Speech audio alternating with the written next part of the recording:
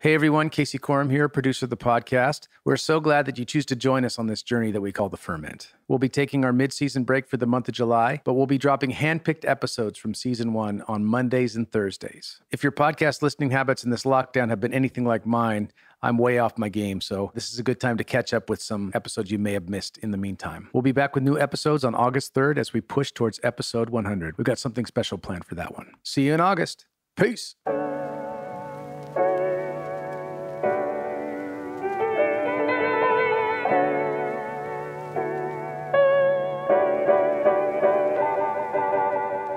You know, if you're standing in the middle of the room and on one side of the room is all your problems scattered around, and on the other side of the room is Jesus. He said you can either face all your problems and try to manage them, but they're coming at you in all these different ways, right? They're like wild animals. Or you can just turn and face Jesus and let him do that for you. And so my beginning of my journey to Jesus was in this acknowledgement, like I could just turn to him and a little bit just release the outcomes and trust him, right? I mean, it's as simple as it could be, but that was really helpful to me. The Ferment. You're listening to the Ferment podcast, conversations about worship and transformation. Today's guest is Caleb Maskell. Caleb is the founder of the Society of Vineyard Scholars, a doctoral student at Princeton Divinity School, and the worship pastor at the Blue Root Vineyard outside Philadelphia, Pennsylvania.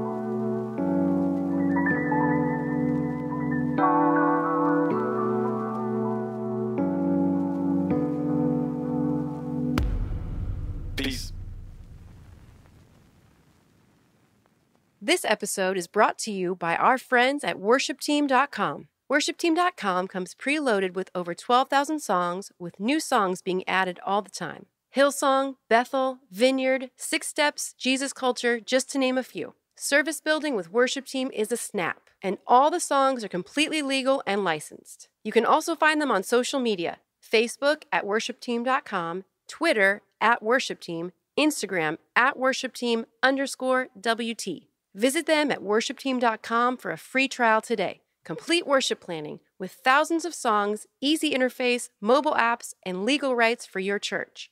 All you need in one place, worshipteam.com. All right, everybody, I've got a great guest for you today. This is one of my good friends, Caleb Maskell. He is with us this afternoon. Caleb and I are in Speculator, New York. Beautiful Speculator. That's right. If you don't know where that is, you're in good company because I don't know where that is either, but we're here. Anyway, before I let Caleb talk, I want to give you a brief idea of who Caleb is. Caleb is the worship leader, staff pastor at Blue Root? Yeah, worship pastor. Yeah, worship pastor. But then Caleb also is the founder, runner, originator of Society of Vineyard Scholars. Yep, also true. Yep. Yeah, Caleb, is there anything else we should throw in there? I'm finishing a PhD at Princeton right now in American religious history. I'm hoping not to have that on my tombstone. Yes. Is finishing a PhD. That's right. And so that I'm hoping to be done with this year. And no, I suppose that's it. I'm married to Kathy and have 2 kids. And Kathy's no slouch. Oh, no, Kathy She's is no powerhouse. slouch. Yeah, exactly. She is got a lot going on. Leads Vineyard Justice Network and is pastor of discipleship at Blue Root Vineyard, where we're at just outside Philadelphia. Yeah. And that's great. That's well, us. Okay. So the idea behind this podcast is just really it's rooted in the metaphor or the image of fermentation, and it's the idea that things change. Mm-hmm. They start one way and they go somewhere, you know, and there's outside influences that are involved, And so I guess I want to begin this afternoon, and I would love to hear from you about a moment or moments of spiritual transformation, ways in which you used to be one thing, but it became something else, and especially if it ties into your actual life in some way, because we're finding that there's usually a story that's involved in spiritual transformation. Mm-hmm. gosh, every day involves that slow, incremental change for me, right? Where you're like, oh man, I just wish I was different. How does change happen, right? But then you have that experience of constantly wanting to be different, but then looking back on a year or a 5-year period and being like, wow, how did I get here from there, right? So change is like slow and fast at the same time. Yeah, that's been a theme that's shown up several times is it's the idea that in the moment by moment, it seems like nothing is happening. Totally. But then if we get any perspective at all, we see we're totally different people. Absolutely. Things have changed. Yeah, absolutely. Well, okay, so let me just redirect maybe for a second. What has changed in the last 5 years? I mean, it's so interesting to think about change because I'm like a person, I'm probably an idealist and I see like down the road, right? I see down the road and like sometimes like around the corner. And I'm also the kind of person who makes like leaps in my head, like, oh, you know, we could just do this and that and this and that. I'm the guy where the teacher would say, you have to show your work on your math homework. And I'd be like, no, but the answer is just this. Right. And so I feel like over the last several years, I've been in a process where God has been building in me some vision for what kinds of things we need in the church to become like a hospitable, thoughtful place that develops leaders and welcomes people of all kinds in the 21st century, right? Like I've realized that churches, really all churches, but churches like ours, we need to be developing, you know, cores for theological reflection. We need to be developing like a core understandings of like why we do what we do on the weekends, stuff like that, right? And these kind of really long range projects, right? You know, we're in the Vineyard Church, and how do we think about the Vineyard's identity, and how do we think about transferring the identity of a movement that had its beginnings 40 years ago and its first generation guys are mostly gals, mostly beginning to retire, right? What does it look like to be the Vineyard for a long time? And you know, so those are the kinds of things that where it's like God, I think, has just made me the kind of person who thinks that way, thinks in like the long arc, and that requires some building, right? But the process of even coming to articulation of what we need, much less beginning to build that stuff. And, well, I've found it to be a rather long and, you know, painful at times, but it's not mostly characterized by pain. It's mostly characterized by, wow, I'm putting one foot in front of the other, following my instincts, asking for a lot of wisdom from pretty much everyone who's around, anyone who will talk to me, and then just putting brick upon brick, stone upon stone, and asking God, not like what's the whole plan, but what's the next thing? Does that make sense? Yeah, of course. Yeah, that makes a lot of sense. I guess what I'm interested in now after hearing you say that would be this, because the last few times that you and I've talked together, we've talked about these big picture issues, right? Because we're sort of like in the thick of trying to lead this next corner. Right? I guess I'm interested in hearing you talk maybe a little bit about why that question or that set of questions has awakened in your own heart. Well, it might be something to do with having kids. So I've got a 9-year-old and a 2-year-old, and you know, Kathy and I planted a church with another couple in New Haven, Connecticut in 2007, Elm City Vineyard. And we didn't have kids then. But in the process of having kids, which, you know, Josiah came along shortly after we planted the church, I began to be more and more aware that there's a whole generation of people growing up in the Vineyard who have only known the Vineyard, right? And it used to be that people who not only led vineyard churches, but even showed up in vineyard churches had very often had some kind of background in another church, right?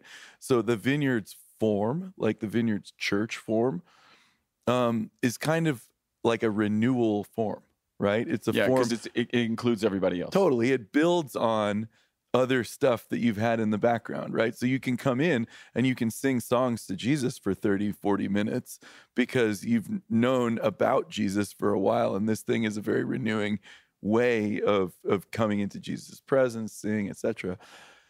But if that's your bread and butter, if the vineyard is all that you've known, right? It just raises a whole different set of questions about like, what are we teaching? What are we forming?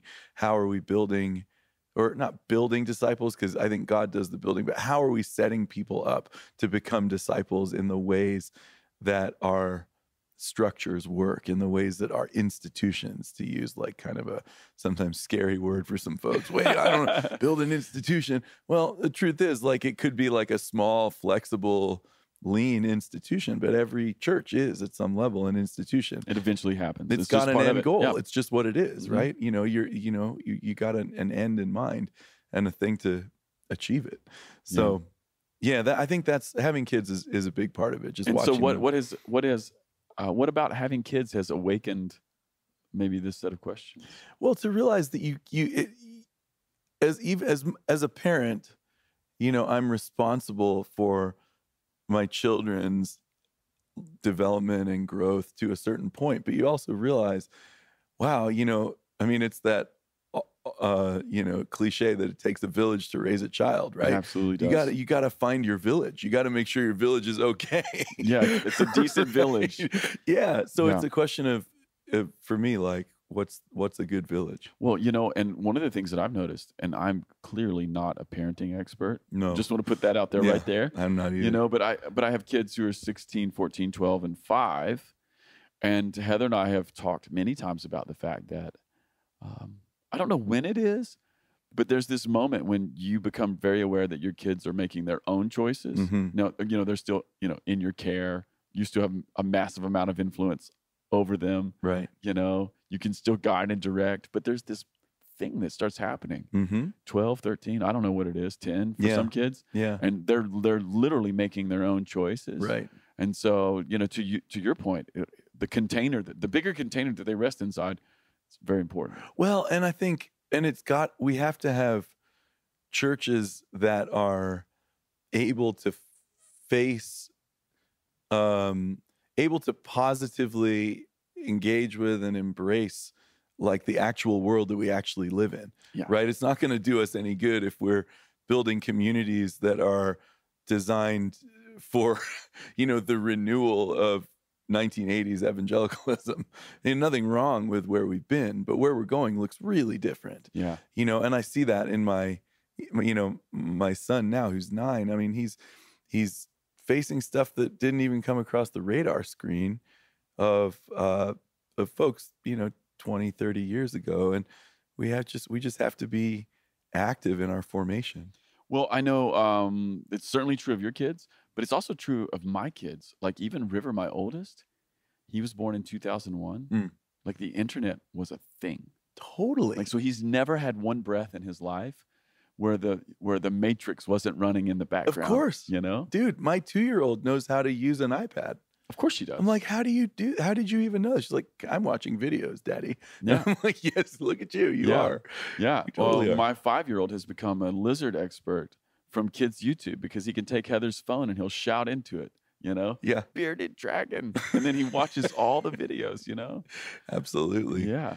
So we just haven't, maybe as a church, maybe we've started to think about what are the effects of things like the internet. Yeah. But maybe we haven't thought deeply enough about that yet. Well, yeah, I think there's just a kind of cultural competency that we need to develop as leaders in order to, in order to be real, right? I mean, we can pretend that we don't need those things and that business as usual will serve us well. But at the end of the day, people are going to go where they get the best interpretation of their life, right? I think that, when churches are being run well, when churches are quote unquote succeeding, or when people are drawn to a community, the reason they're drawn to a community is because it gives them the most plausible explanation and interpretation of the life that they're actually living, right? Jesus was so attractive because the stuff that he said, sometimes it was confusing, sometimes it was challenging, but it was also just full of truth, right? When Jesus talked about how things were, people sat up and listened, right? So I always think about like the people who were sitting around when the Pharisees were bugging him for healing somebody on a Sabbath. And he said, look, if your animal fell in a pit on the Sabbath, you'd pull it out, right? And everybody standing around was like, duh, of course we would. And those religious people just looked stupid. It wasn't like a strong theological argument. It was just like, this is life, guys. Yeah. And so I'm hoping that the work that I'm trying to do, Kathy's trying to do, a lot of us are trying to do right now, who love the vineyard and are being called into leadership in the vineyard, is about that. Yeah. Yeah. Okay, so you're a church person then. I guess I am a church person. Yeah, I mean, that's what I'm hearing. Yeah. It's so effervescent in you. You're a church person. Well, I'm a structures person too. Like I just think we're so much more formed by the structures that we're in than we are normally aware of, right? I think when you walk into a restaurant or a movie theater or a mall or a cathedral or any of those places, or a stadium, those places start to work on you. And in fact, they draw out of you things that are maybe latent in you, right? Like, I live in Philadelphia. Everybody's crazy about the Eagles, especially now, right? Yeah, because they won the Super Bowl. And, if you walk into Lincoln Financial Field, I mean, people become different in that place, especially if there's a game on, right? Because there's a sense of identity, collective power, all that, right? And that's not by accident. The building is not incidental to that. The building is central to that. And so to me, structures of all sorts, whether they're physical or, ideological or just the way we put things together, really matters. Yeah. So Caleb, was there ever a time in your life when church or structure was not up on your radar? No, definitely. Yeah, definitely. I mean, so I was raised in England. I grew up in England. My parents are British. I have 2 passports. And in England, my parents, they went to charismatic house churches. So they were sort of a mind that a lot of the institutional churches in the UK were like past their prime, and they weren't cynical, and they never talked bad about anybody, but they chose into these places because they thought, okay, like this is where the Holy Spirit's at work, and this is where we need to be, right?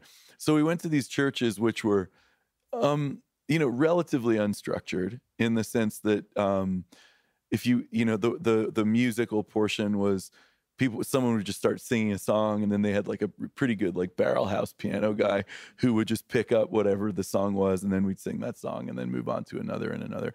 And there was a teaching team, and they would sort of switch among the elders who was going to teach.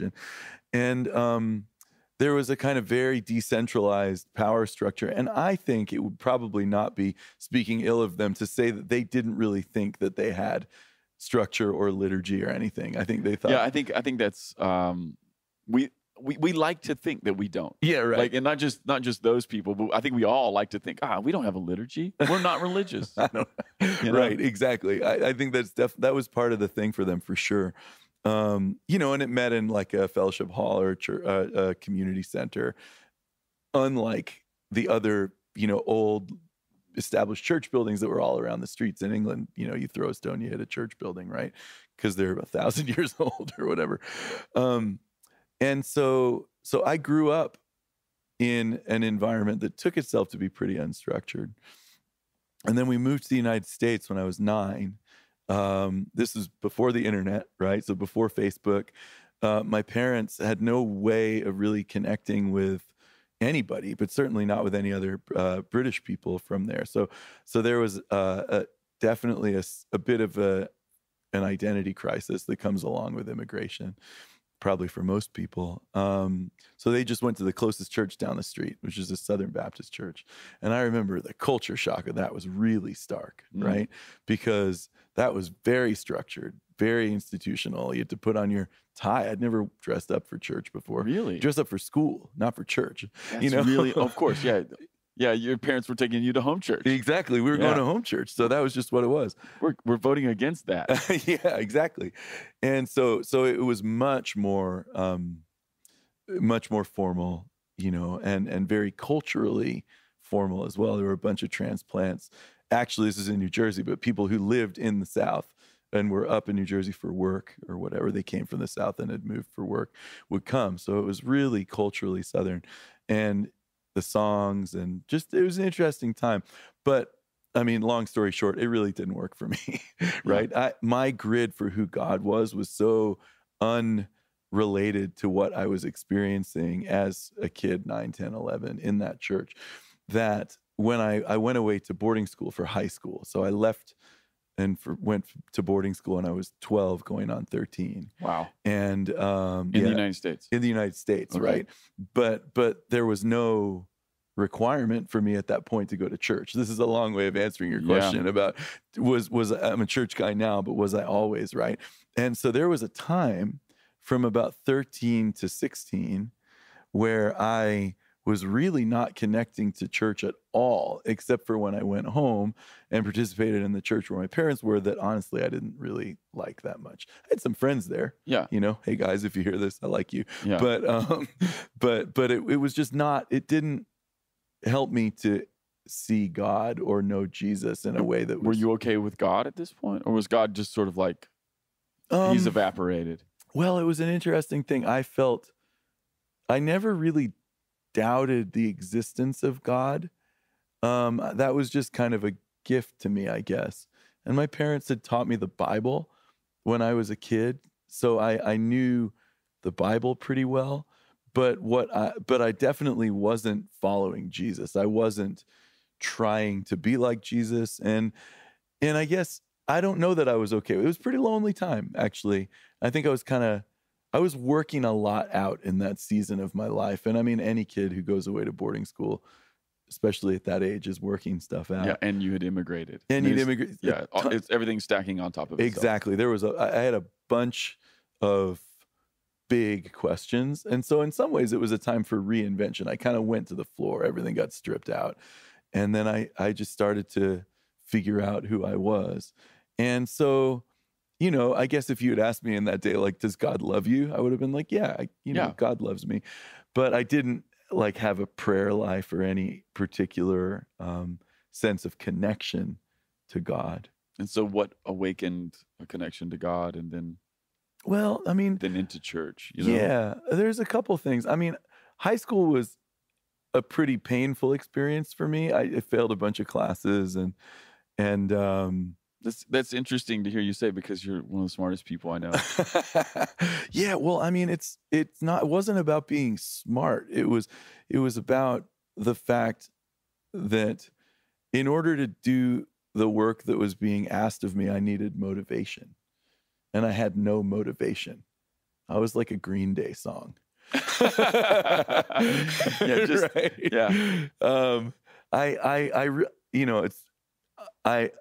So my freshman year, I did badly in school, and I had a scholarship, and they took my scholarship away, which is what, I think I was just sending up like flares to my parents, bring me home. Yeah. Like, I just need to be home. Yeah. And they were doing their very best. And we've talked about this a bunch. So I have no ill will or even really much pain around it at this point. But, they thought would be best for me was like, we're going to support you. We know you can do this. We're going to get you through it. Right. So I went back, still going. And I had this moment. My dad was a productivity consultant. Wow. And he came to my school and he brought me like a binder of with a calendar in it. And he's like, man, all you really need to do is just organize your days. Yeah. Right. He's like, if you could just get some structure in your day, That'll fix everything. It'll fix it. And it was so kind. I mean, I look back, I feel so warm towards him for doing this, right? So I got this binder and he's showing me how I could use it and whatever. And I'm like, yeah. And then he left. And I literally remember this moment. I'm in my dorm room in Kennedy House at the Lawrenceville School. And my dad drove off and I watched him drive away.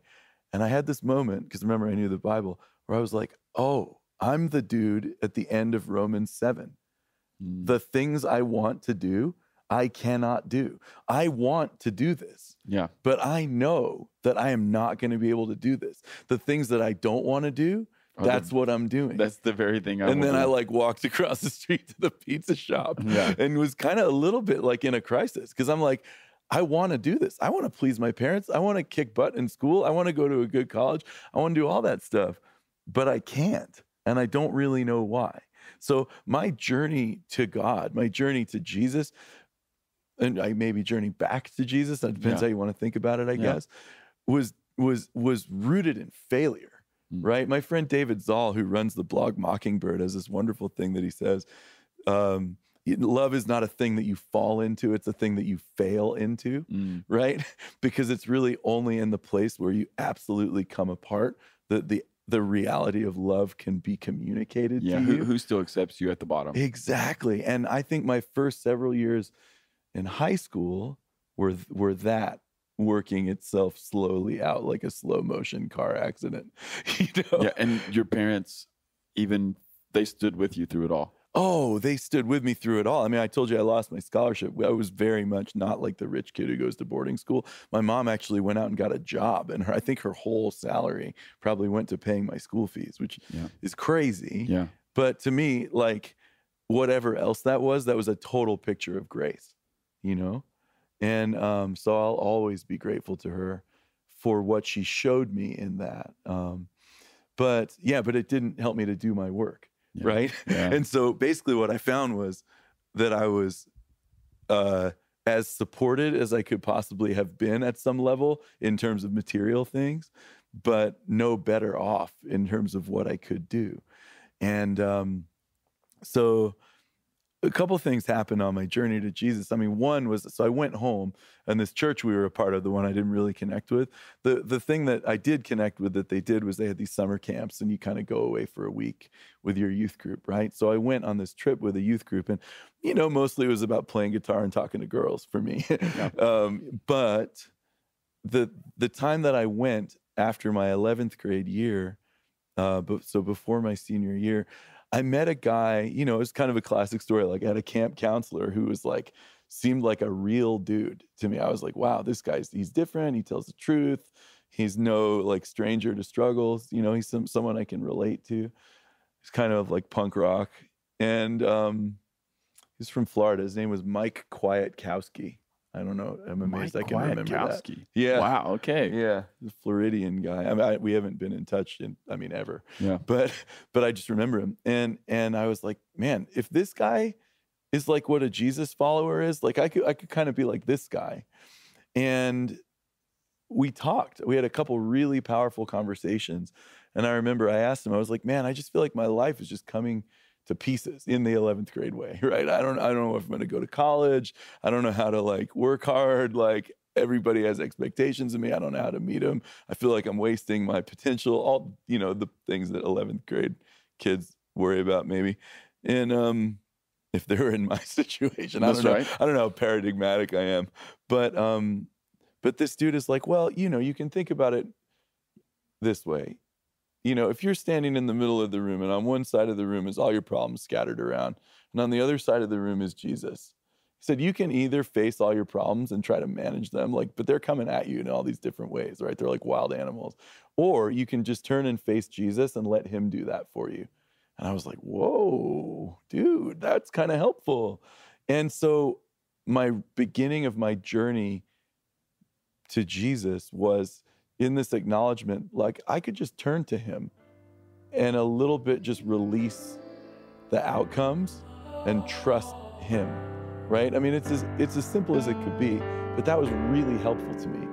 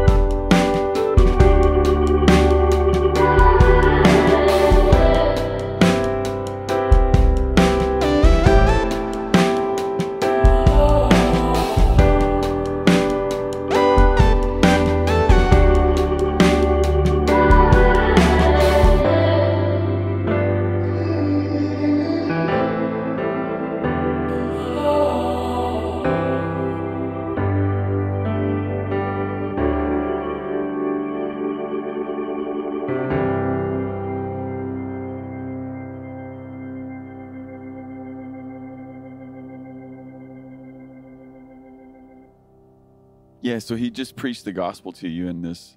In a way I could hear. Yeah. Yeah, and I mean, I remember I drew it in my Bible, like a circle, and there's like me in the middle, and then all these dots of problems on one side and like a J on the other side. Yeah. And it's like, which way do you want to point? It was really helpful for me. So I went back to school, and my plan was, I'm going to work hard, I'm going to pray, I'm going to live a clean and upstanding life, and I'm going to get into college. And a couple things happened.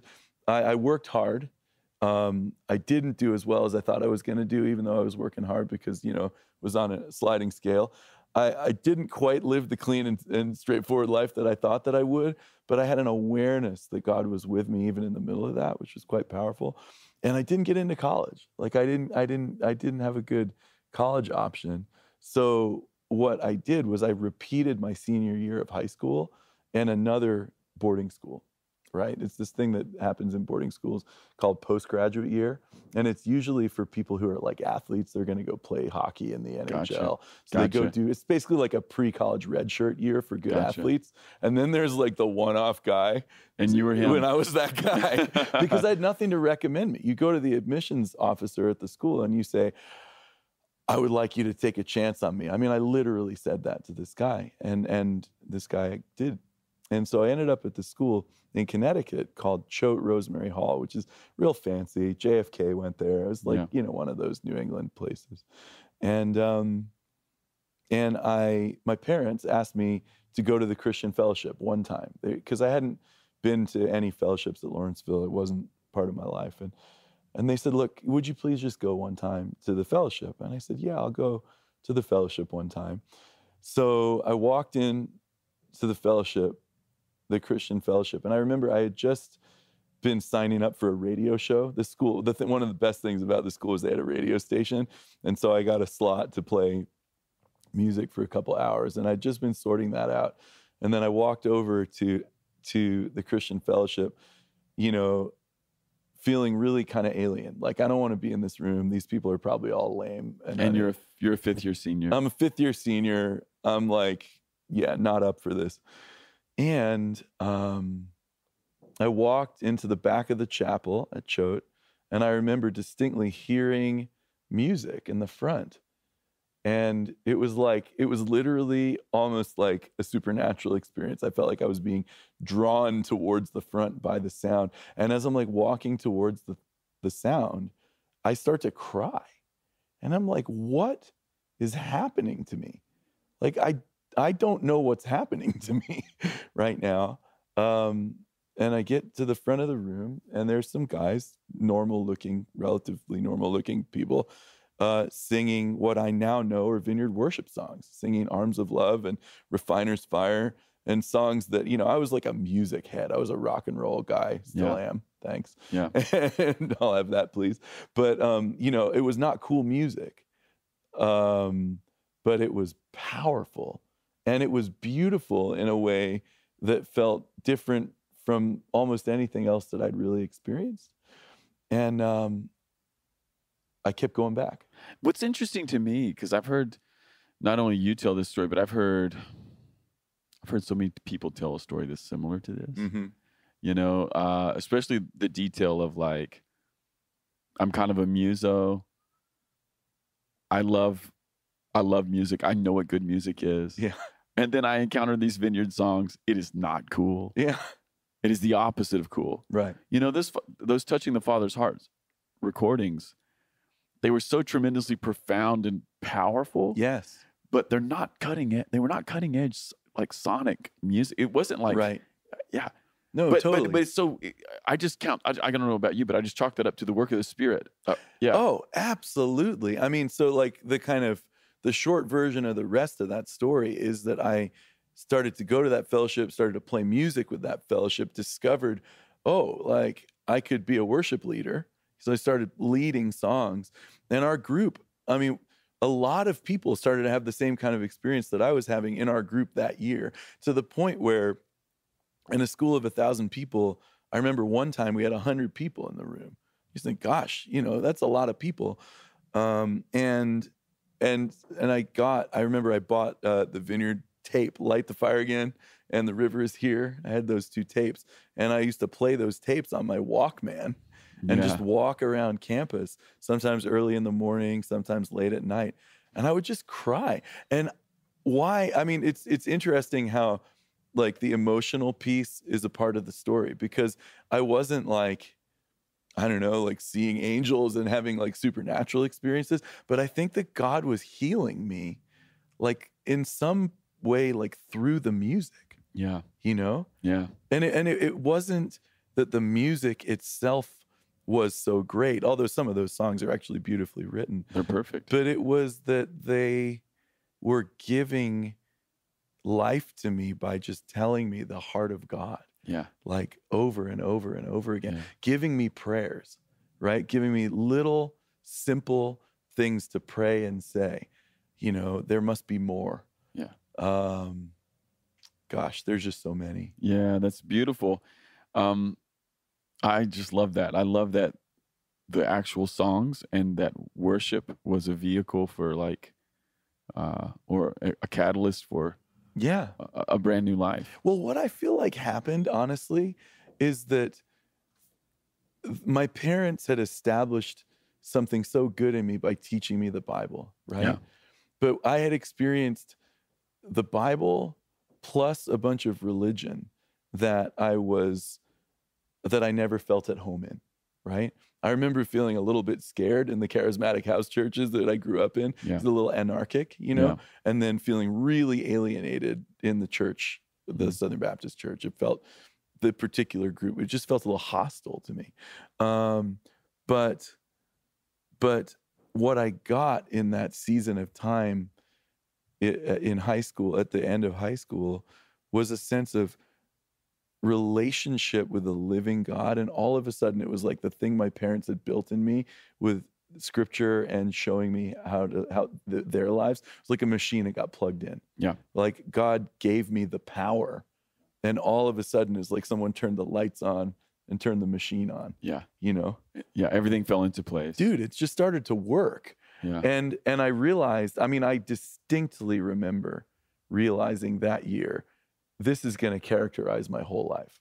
Like there's no way back from this. I mean, what I have seen, what I've experienced, this is going to shape me forever. Wow. So how did I come to God? I mean, the trajectory, that's the inflection point. Yeah. Was that year at Choate in the Christian fellowship with some people I'm still dear friends with. Nobody was perfect. There wasn't like some great charismatic leader. I mean, there was a wonderful guy who took us to church and ran the meetings and so on. But end of the day, it was just a bunch of hungry people who didn't really have a roadmap, but knew reality when they saw it and just leaned towards it. Yeah. So Right? a few years of pain, feelings of alienation. Yeah. But it gets sort of like culminated in being able to feel the embrace of God through some worship. Well, and and a group of people. Yes, and I was I came into that spot with nothing to lose. You know, I had nothing to lose. I wasn't known. I was like, I don't have anything to lose, and I have everything to gain by saying, God, if you're there, help me. And there was a bunch of moments throughout my life where I'd prayed that, even in the dark years in high school. God, show yourself to me, help me. And I think I would say that I saw some little signs, but this was the moment when that the Lord chose to say, you're mine. I would love to hear you talk about just what you feel like the purpose of worship is, you know, especially as someone who's been deeply formed by worship. Yeah. And as someone who's sort of like reinitiation into the life of God and into the church was really catalyzed by worship. Yeah. Yeah, well, I mean, for me, I think it's absolutely fair to say that I'm a follower of Jesus today because of my initial experiences in worship and my ongoing relationship to worship. And when I say worship, I think that I at some level, I mean everything we do from when we open the doors to when we close the doors. Yeah. But like at the core, I mean the ability to come before God and sing with a group of people who also want to come before God, right? To me, when we worship, we're kind of always doing two things, right? We're always looking to encounter the living God. And then I think especially as we grow up and become a little reflective about what's happening, we're also looking to be formed by God, right? Certainly like worship leaders and pastors who are pastoring a worshiping community need to be aware that formation is a big part of what's happening when people are coming to worship, whether they know it or not. Yeah. But I mean, I think with encounters, the first thing, right? I mean, when I mean, still to this day, but for you know, at least a year, if not 2 years after I just started to come back to Jesus or come to Jesus, got grasped by Jesus, I would just go to worship and cry. I mean, there was probably 5 or 6 times that I would worship God and not cry out of dozens, hundreds, because I felt loved by God. Yeah, you were having some sort of an encounter with his presence. I saw the goodness of God. I heard the truth of belovedness and the journey that God is taking people on who want to go with him, you know? Yeah. And it never stopped being good. It was good news to me, right? And it wasn't just like the idea of good news, it was the experience of good news. I could tell you like, wow, there's power in that, right? And I think some of that's like inherent in the art of it. Some of that's inherent in the fact of the music, right? I mean, when you listen. Well, then also just the fact that we get to participate. Well, for sure. Right. Like it's strange. Like worship music declares, there's a sense in which worship music declares the truth, right? And we can experience that. Right. But it's an experience that because we're singing, we're actually entering into it. Yes. You know, it's something deeper than just, honestly, I am a preacher. Yeah. Right? In my soul, I'm a preacher. Yeah. But I think it's actually something that's maybe deeper than sermonizing. You know? Oh, totally. Well, I mean, it's really interesting to think about what it's like when we sing scripture, right? Because scripture is the word of God given to us, right? But then we sing it back to God. Right? I think it's St. Augustine. Somebody says that that's one of the very few forms of true speech, right? Like the way that you speak the truth is you pray scripture back to God, right? I'm not remembering the reference on that. I think it was St. Augustine, but it's just an incredible thing to find yourself in a place that's inherently so much bigger than you, but of which you're absolutely intimately a part and desired and welcome, you know? So, yeah, I mean. So that's like the encounter part. But that's the encounter and that's part. the initiation. Yeah. And then there's the formation piece too. Exactly. So, you know, I'm a worship pastor, and what I'm thinking about as people come in to my church is that every single person coming in there is on a journey, right? And my job is to be hospitable, to extend to them the hospitality of God as they walk through the door, right? Me and Kathy watched Downton Abbey when it was a thing, right? And, you know, I always think of it like, you know, God is like the Lord of the manor, right? And we're like the butler. We're the maitre d', right? It's my job to extend the hospitality of the Lord and do the work that enables that hospitality to have legs, right? Have hands and feet.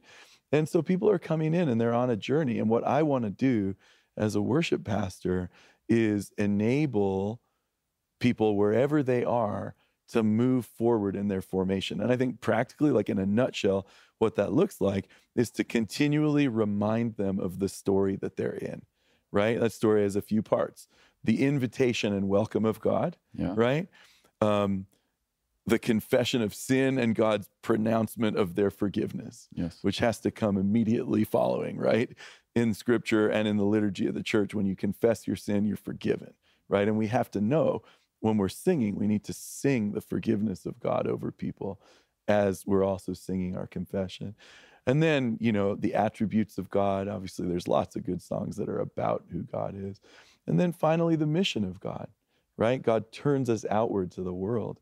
And so when you're even thinking of this, you're thinking in terms of even like set building and I'm thinking about, and then even maybe your larger pastoral ministry. Absolutely. To your team. Absolutely. I want people to know themselves in that story, right? And so there's some value in repetition, right? I mean, pretty much every week when we start church, I'll just pray, Jesus, we're here in response to your invitation. And I'm hoping that if people hear that 100 times, that will become an instinct, right? And, I would say this too. When I'm planning worship sets, I'm always thinking about the direction, about keeping people in the story that I just laid out: invitation, confession, forgiveness, God's heart, and then God's mission.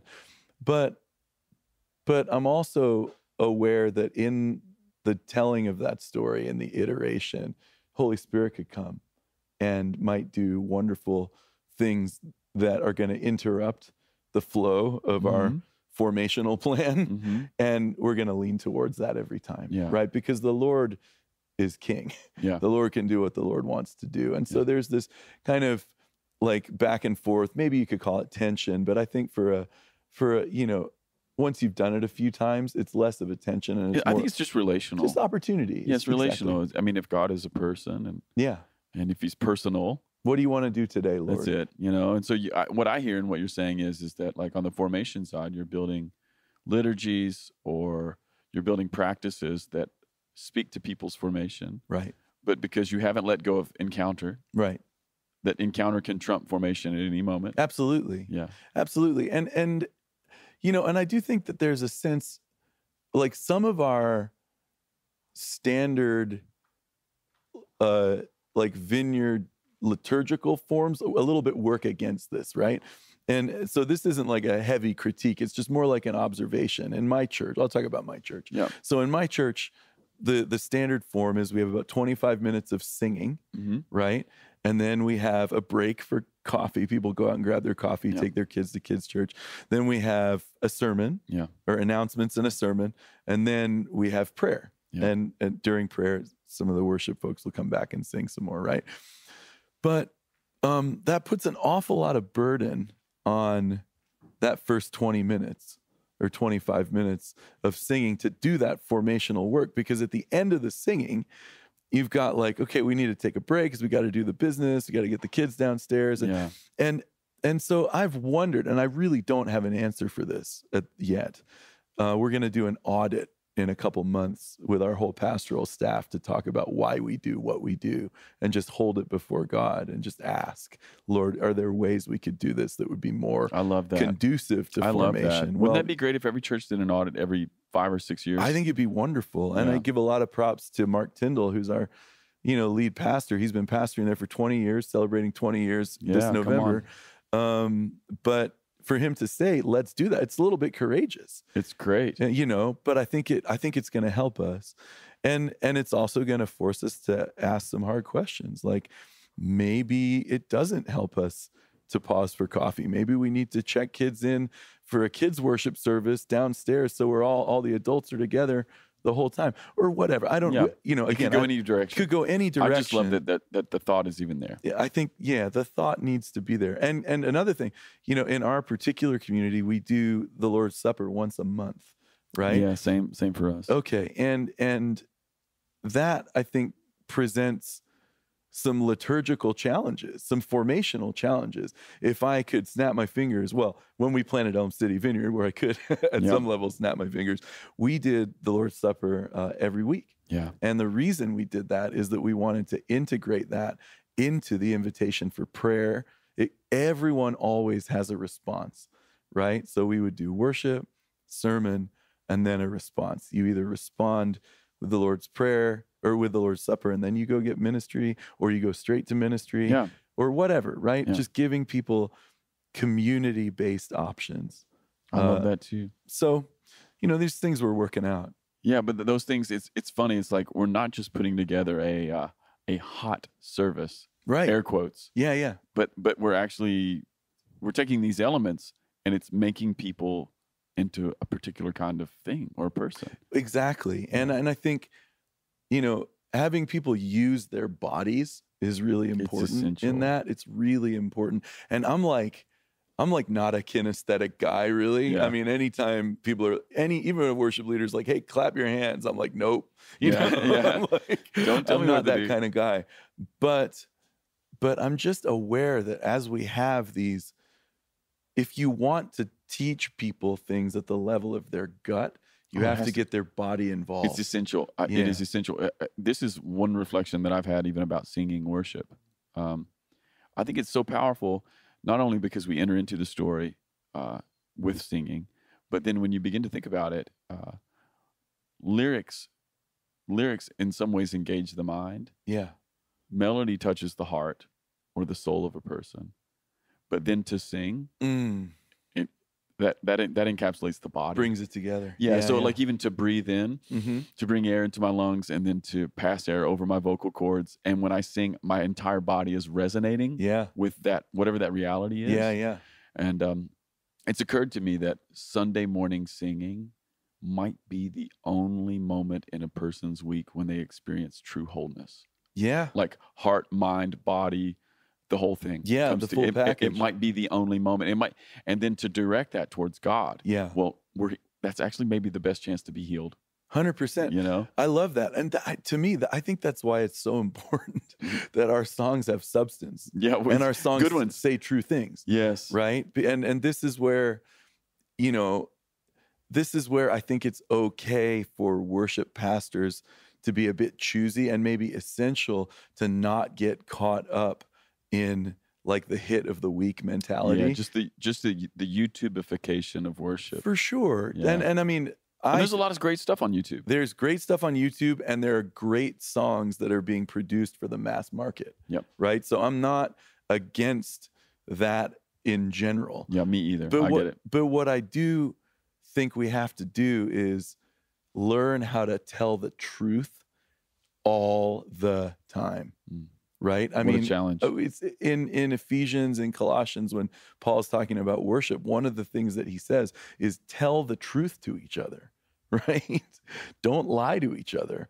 And I think it's possible, like if worship songs have, either fluff lyrics in them, or if they have things that are implausible theologically or experientially, I think we might not be telling the truth. It could be an issue. I think it can be an issue. And so part of the work of a worship pastor, I think, is discernment. Right? What does my church need to be singing to God? And what does God need to be singing to us through these songs? And if you think of it that way, I think it's the appropriate level of seriousness. It's got to be huge.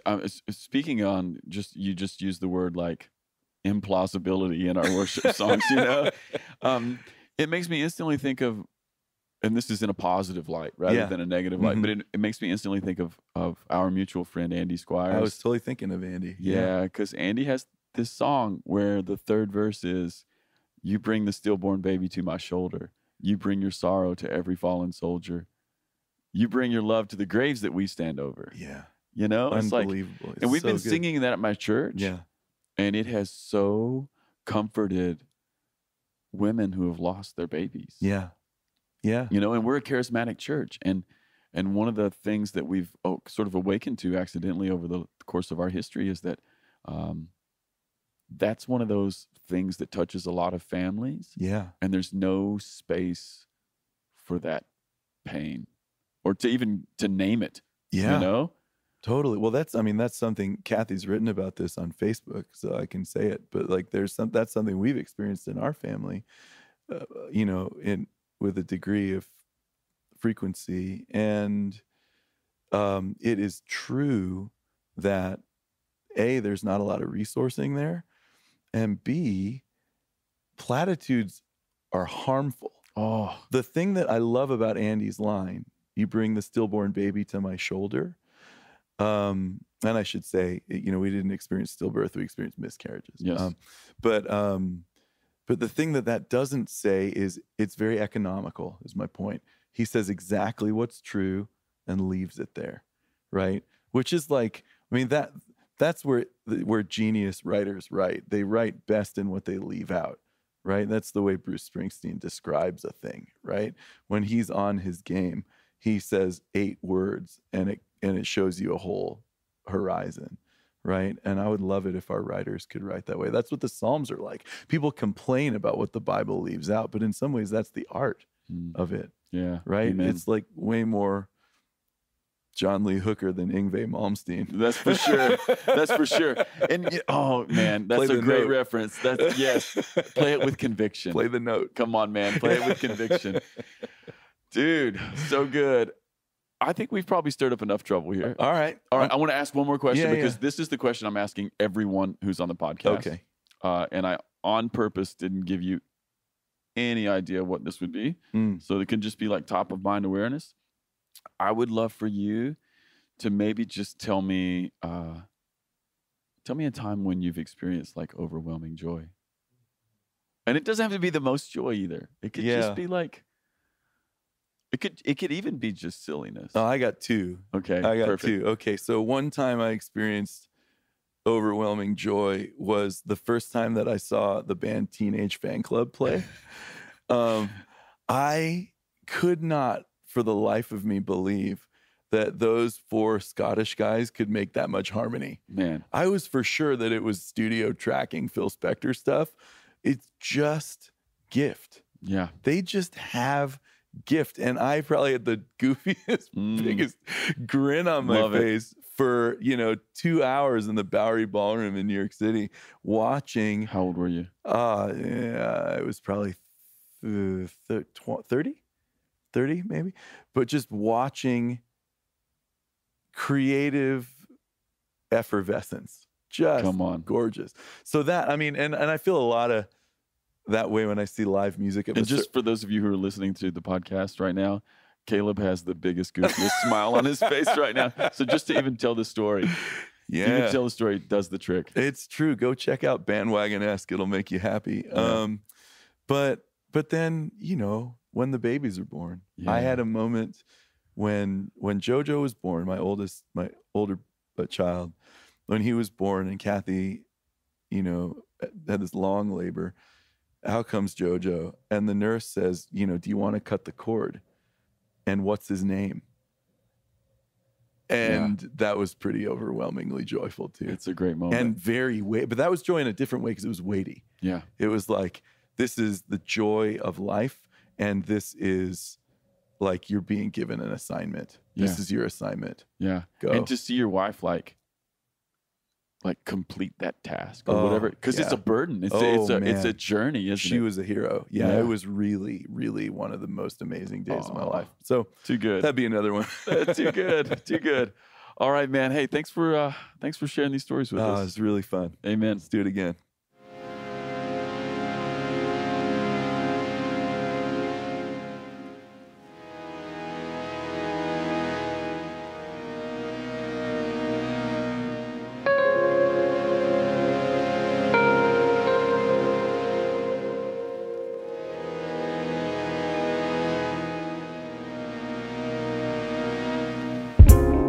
Hey everybody, this is Casey Corum, the producer of the Ferment podcast. Thanks for listening. If you've been enjoying the podcast, I've got a couple ways you could really help us. First of all, review the podcast on iTunes or the podcast platform of your choice. This helps more people find us. Also, connect with us on social media, on Instagram at the Ferment Podcast and on Twitter at FermentCast. All right, people, see you next time.